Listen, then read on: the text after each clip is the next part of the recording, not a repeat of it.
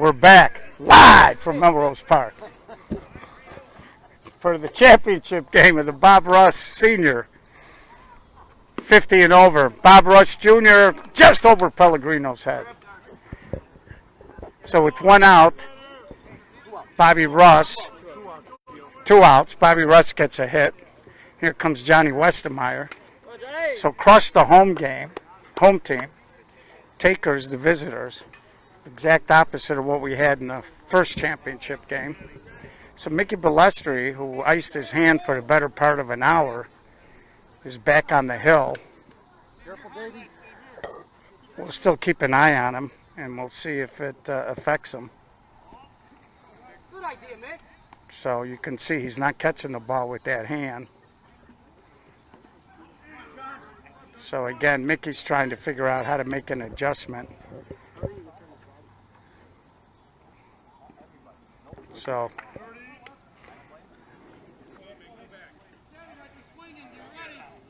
although I thought Atchison did a pretty good job after he came in. He was a little rough early. He came in cold and then he settled in a little bit. He's a little unorthodox, Atchison, and Westermeyer hits a ground ball. Rizzi bobbles it. Johnny West is going to get there. So here's Kevin Haig. So last game, the Takers jumped up 3-0 in the bottom of the first. So now they're 2 outs trying to get something across here. Again, this is a championship game. Takers lost to Crush in the winner's bracket championship, 12-10.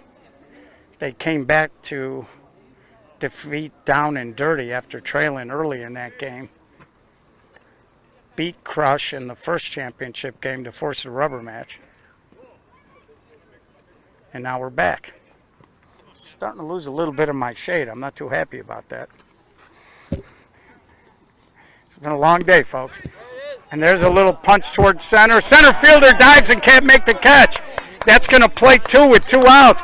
Kevin Haig stopped and dives head first into the bag. So Kevin Haig kind of hesitated. And then he had to turn it back on and he dives head first into the bag. So big 2-out hit by Kevin Haig puts the Takers ahead 2-0. So with nobody on and 2 out, Takers come to life here a little bit and they grab another lead at 2-0. And that'll bring up Jimmy Klein, the left fielder.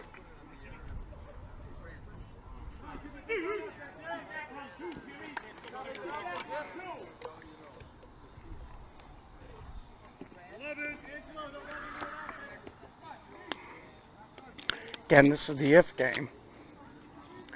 Jimmy Klein, he flares one out, and that's going to drop 3 runs in. So the Takers jumped up 3-0 in the preceding game, have done the same thing here. A couple of big 2-out hits. That'll bring up Mike Morosco. Again, big advantage. They've been sitting in the shade here these 2 games.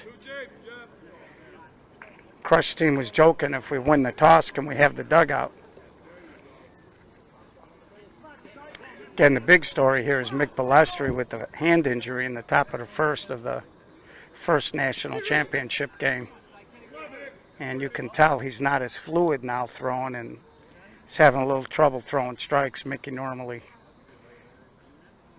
been around, normally a guy that does throw a lot of strikes and doesn't normally throw it where he wants. So Mike Morosco hits a ball out to right center. Dave Bradle tracked it and scored. So now we're getting to the part of the day where you can see the long shadows. So that sun's going to start to creep over into an area where it could affect hitters. So you want to play with a lead a little bit, because in a couple of minutes it's very possible that we're going to be in bright sunshine again. And if we are, that's going to potentially affect how well the hitters can see it. A lot of good pitchers will jump to third base and try to line their shadow up with home plate, and then they'll try to throw the ball up in the air so the hitters can't really see it. You see a lot of that with games up in Mount Prospect on Field 1, where the sun right around 6 o'clock is brutal, and we're approaching 6 o'clock out here as well.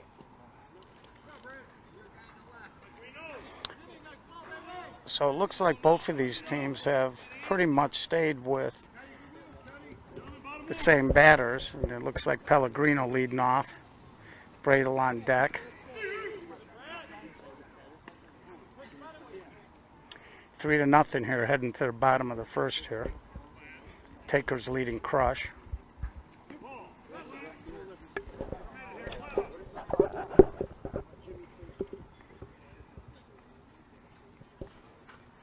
And Johnny Pellegrino throws it down the line.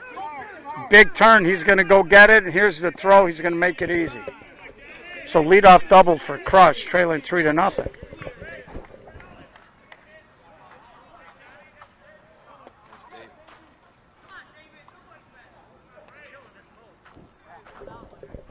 Brings up Dave Bradle. I believe he had 3 hits in the first championship game.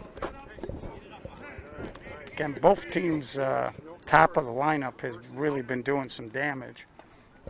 And Bradle swings, ground ball to Mike. He makes the throw, and you see Johnny Westmeyer, a little problem seeing that throw. Very, very odd manner of catching that ball. And he's now telling the left side that it's a little rough.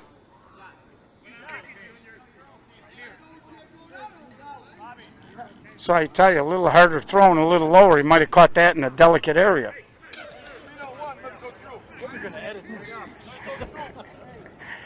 So let's see if any of these infielders make an adjustment and try to use the long bounce throw. Here's Steve Cutts now. Runner still at second base with 1 out. 3-0. Takers over Crush.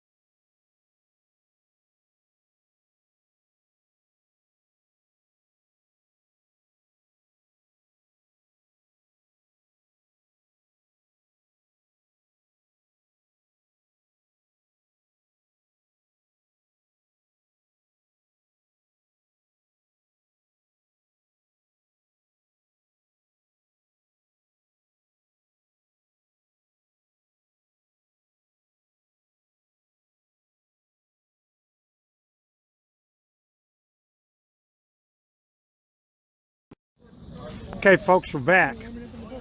We're now in the top of the fifth, or bottom of the fifth, 12-7 takers. They just dropped a 7th spot to retake the lead. So, sorry about that. Forgot my battery this weekend. That's what happens when you get old. And I'm going to try to keep the camera as stable as I can. There's a fly ball. Pat Salamone, who went into the game for Pete Raines in right field, makes the play. So again, there's no caption on it, but this is the bottom of the fifth, the national championship game at the Bob Russ Senior Men's 16-inch 50 and over national championship tournament between the takers, who are leading 12-7 over Crush. This is the third game that these teams have played against each other today. Takers lost the winner's bracket championship. They defeated Down and Dirty to get back, and they won the first championship game.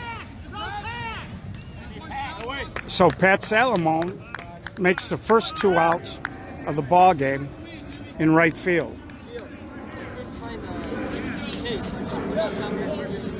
It should be by the power court, by the power strip. So again, we're trying to make sure we put the iPad away. You got to take care of your equipment.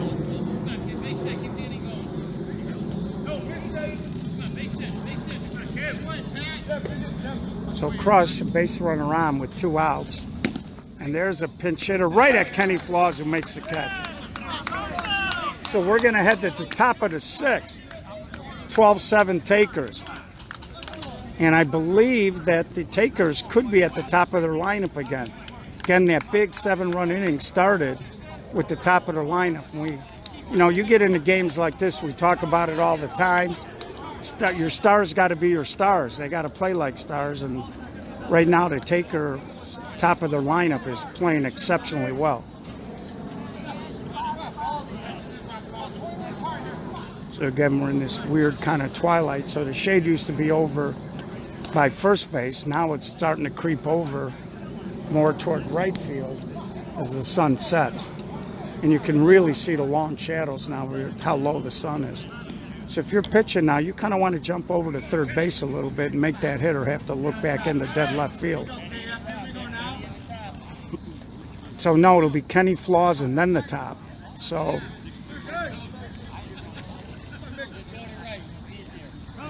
takers, big 7-run inning. They were losing 7-5 in the top of the 5th, and they dropped a 7th spot on Crush. Kenny Flaws swings, and Curio makes the catch. So he's been having a pretty good day out there defensively.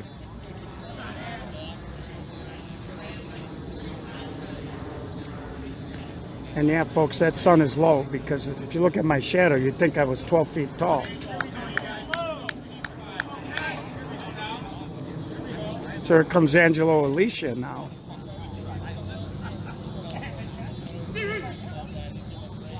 Angelo takes a strike.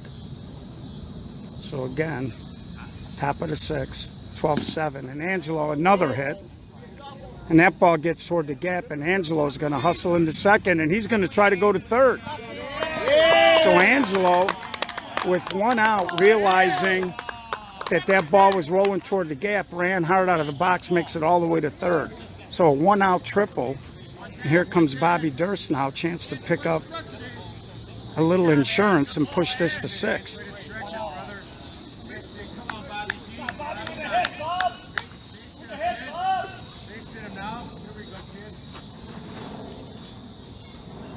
And Bobby goes to the right side. That's going to score the 13th run. So, and Bobby Durst just keeps running, and he lumbers into second. So again, we talked about Angelo and Bobby doing a lot of big damage, and the trend continues. And here comes Junior. So it's a 13-7 ball game. Base hit here will double up the score on the Crush team at 14-7.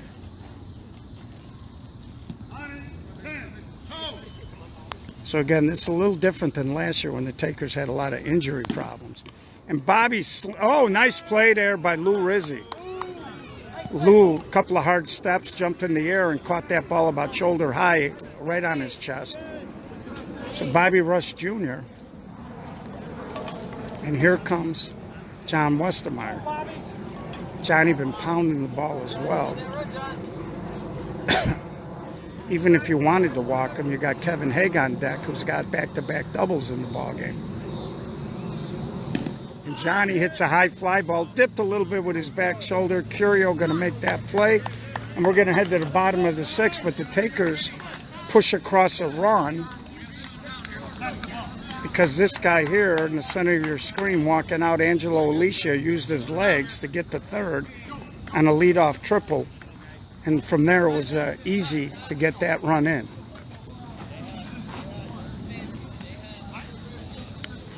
Sorry about that, folks. Got a new phone, so I'm not used to where the camera is on this one.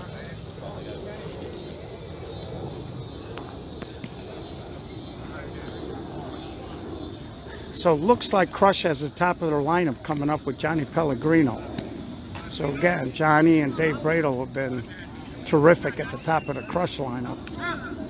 And again, now it's their top. You're down 6 runs here, but their top has shown that they can score runs. So this is a pretty big hitter in this point in the game here. If you're Crush, you don't necessarily need them all, but you'd like to pick up 3 or 4 here and give yourself a reasonable amount of runs you may have to get in the 7th. So again, Bobby doesn't pitch all that much, so Crush doing the right thing here, taking some pitches, forcing Bobby to have to throw some strikes. And Johnny swings and he guides it through the hole past Kenny Flaws, and the leadoff man is on. So again, Johnny just trying to be a base runner there, guided that ball through the hole, and here comes Dave Bradle. Pat Caputo calls timeout. Bobby Russ trying to tell him to stay there.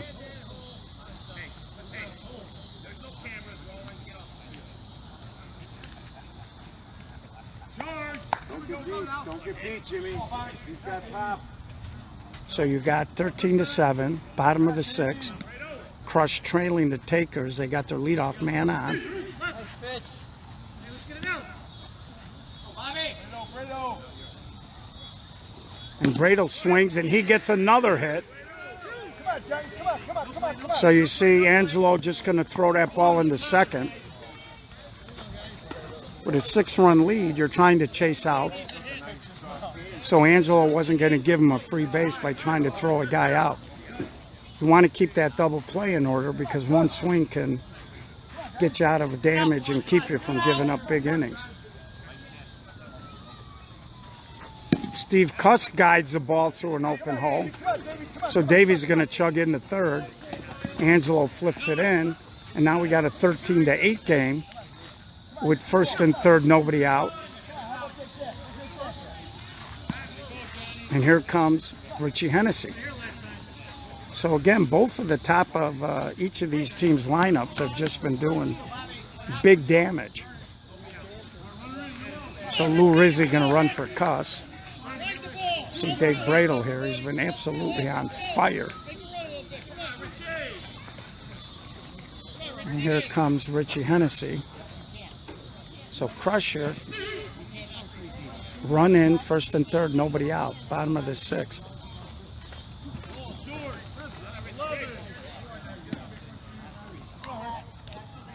So both of these teams showing a lot of energy despite the long, hot day here. But trust me, an hour from now, they're going to feel it. And Richie Hennessy slashes the ball right at Pat Salamone. He makes the catch.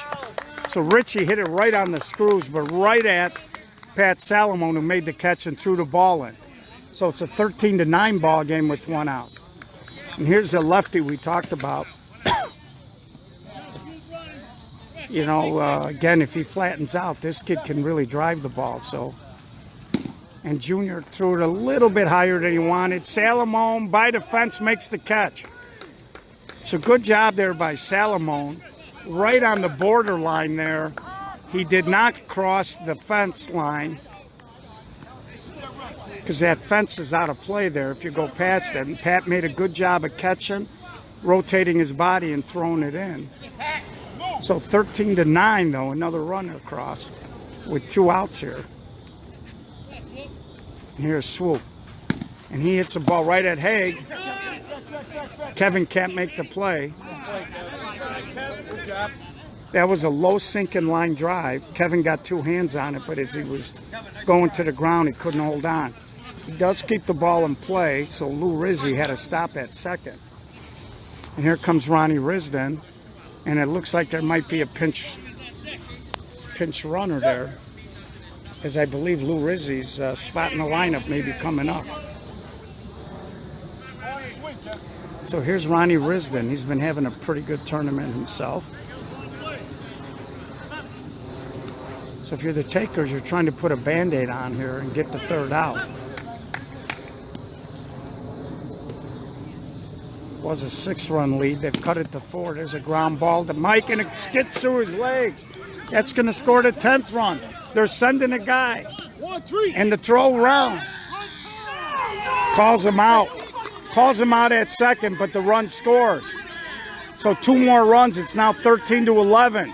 We're going to head to the 7th as the Crush really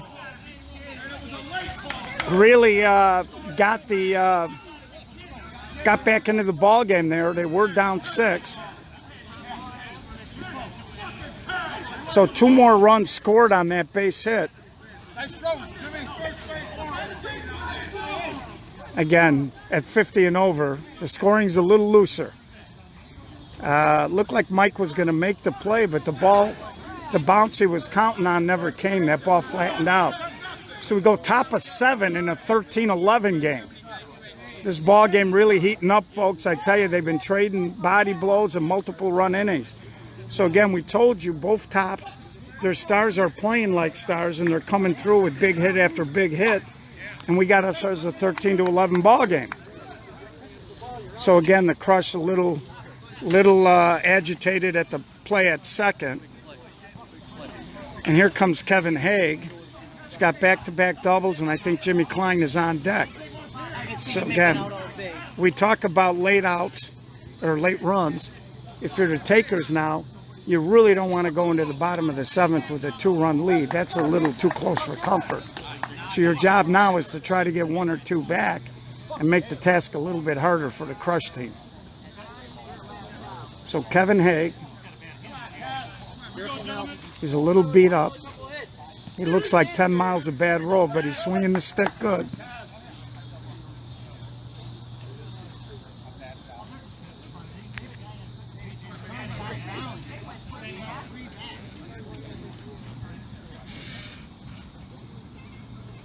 And Kevin swings it and hits a rocket, but right at Steve Cuss.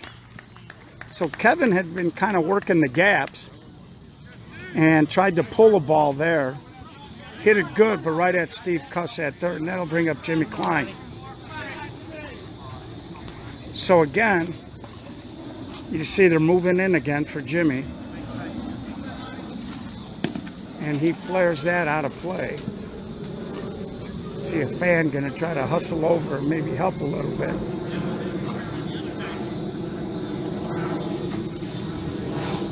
So this has been a really good 2 ball games between these teams. They're going back and forth, the rubber match. So now it's 13-11.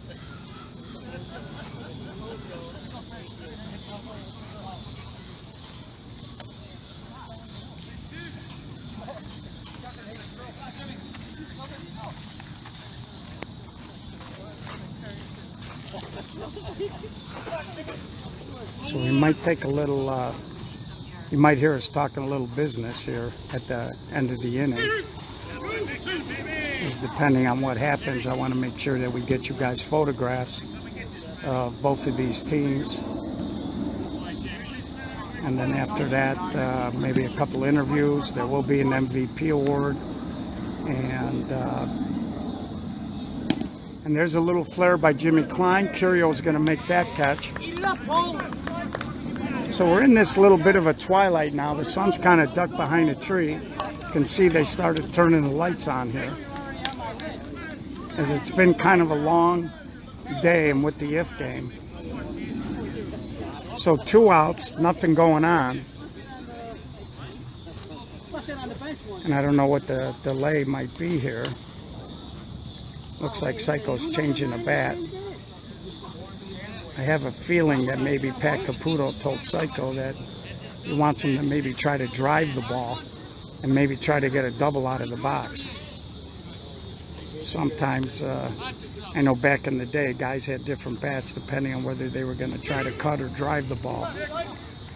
So that's why you got to always pay attention, guys, because sometimes guys will give away what they're trying to do.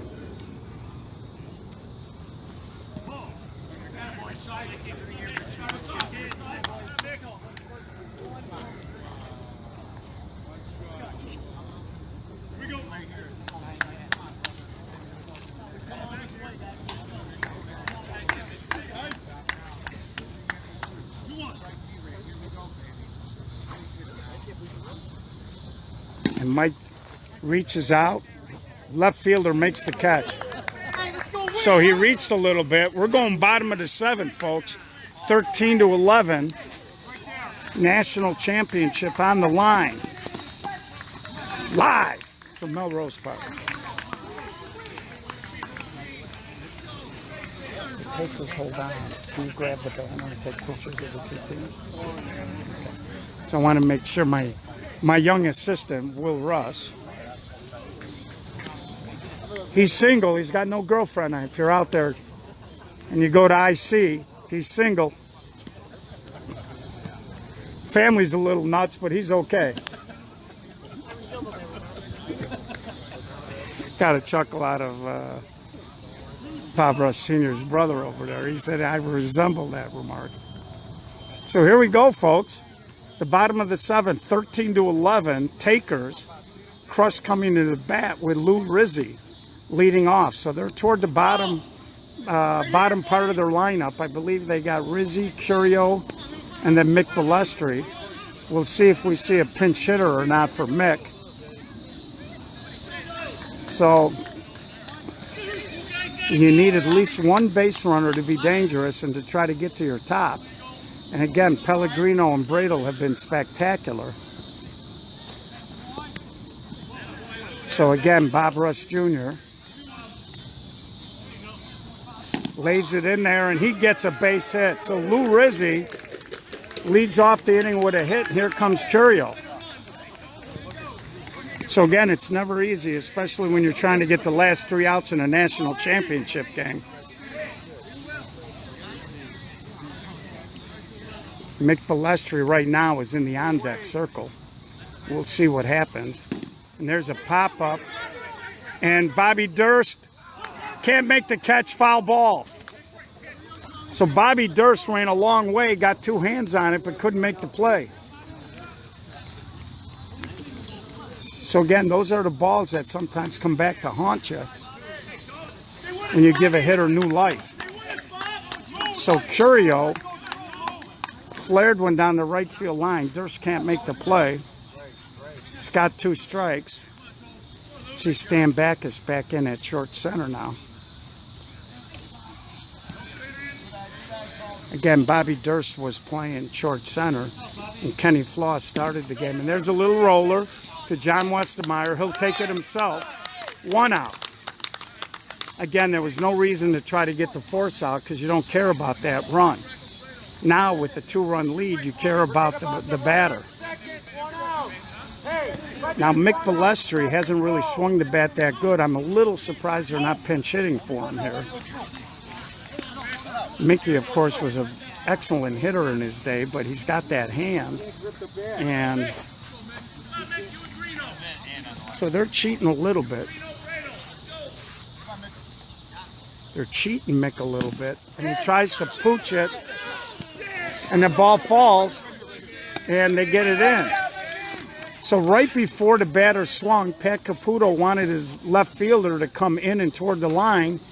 I don't know if Jimmy Klein heard him Kevin Haig looked back at him, but the pitch was on the way, and Mickey Balestri just flares one down the line.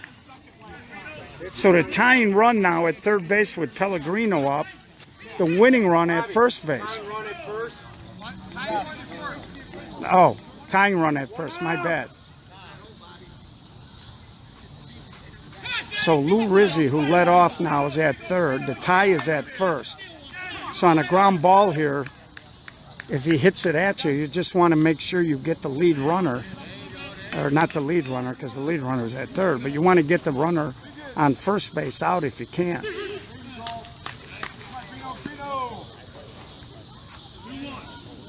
So again, 13-11, bottom of the seventh, one out, first and third. Johnny Pellegrino with Dave Bradle on deck. These two guys have been dynamite all day. And he walks Pellegrino, and that was not on purpose, folks. You never want to slide the tying run over to second. And the tying run is the center fielder, so we know he can scoot a little bit. So here's Dave Bradle. One out. Any kind of a stretch single here, it'll be interesting to see if Pellegrino can score from first. So again, Curio is on base because the little flare down the right field line wasn't caught. And Bradle tries to go big down the left field line, and that ball's well fouled. So bases are loaded, 13-11. Taker's trying to hold on with one out here against Crush. Bobby.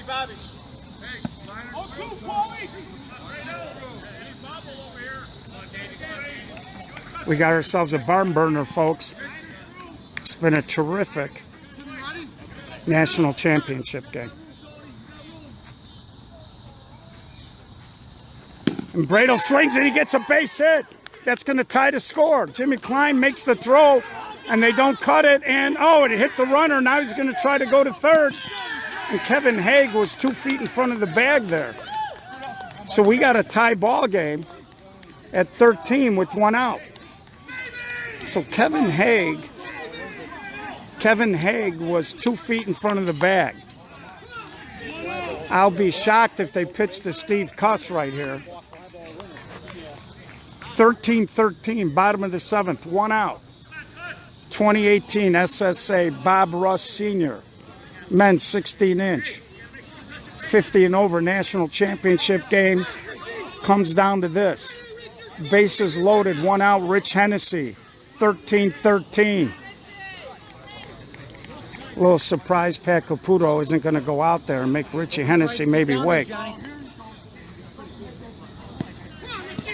You see, Johnny does got a brace/sliding pad on that leg. So now, this is a tall task here. Richie Hennessy, see the outfield very shallow. If you can't throw a guy out, you're too deep in this situation. Right now, you're looking for maybe a comebacker to the mound or a ground ball hit maybe right at, say, a short center or a pop-up.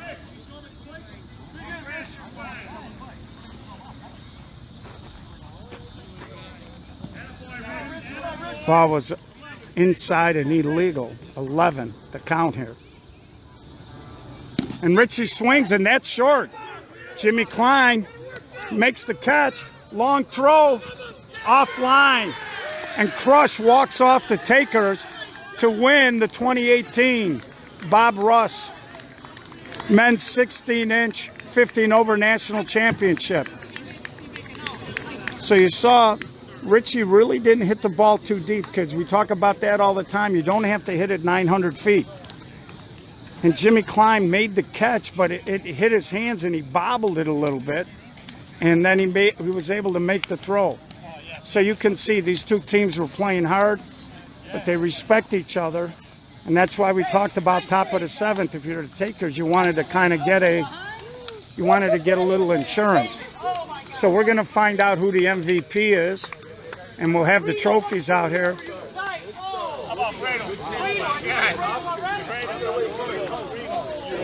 So we'll show you the trophy here for second place, and then we'll get you, Will Russ is going to snap a couple of pictures, and then we'll find out who the MVP is.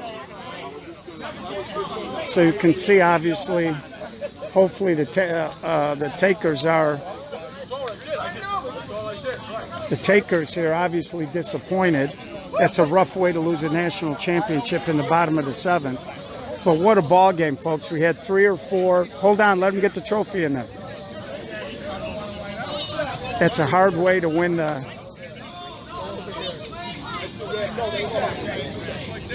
So you can see, we're taking our pictures here. Hey, good job, takers. And you heard the Crush guys saying good. Hey, Len, can you find out who the MVP is for me? Yeah. It's gonna be a try. Oh, come on. It Stop is. it. Stop It it. is. We got guys. That Crush, come to home 9:50. plate, Crush. You better clear that with Pat. Take care, Petey. So Crush now get lining up for their pictures. So here we go. You see them lining up again. They walk off the takers in a terrific national championship game. One of the best you're ever going to see, folks. So I'm going to have George Bliss, if you're listening out there, George, let's splice this together with the other feed. We'll get you the whole ball game put together. And you see my young cameraman taking the pictures. And we're going to have the announcement of the MVP coming up.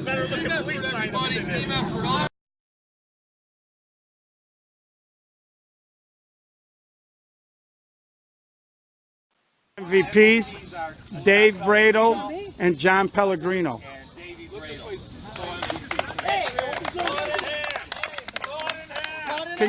Can you guys come to home plate so we can get a picture, please?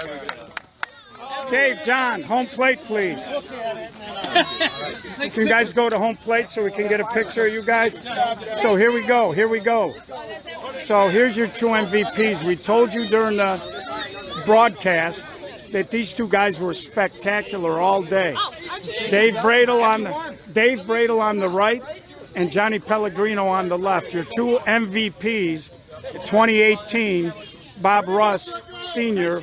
15 over national championship. Those 2 guys are about as automatic as you can get. So you can see they're all out here. They're doing a great job.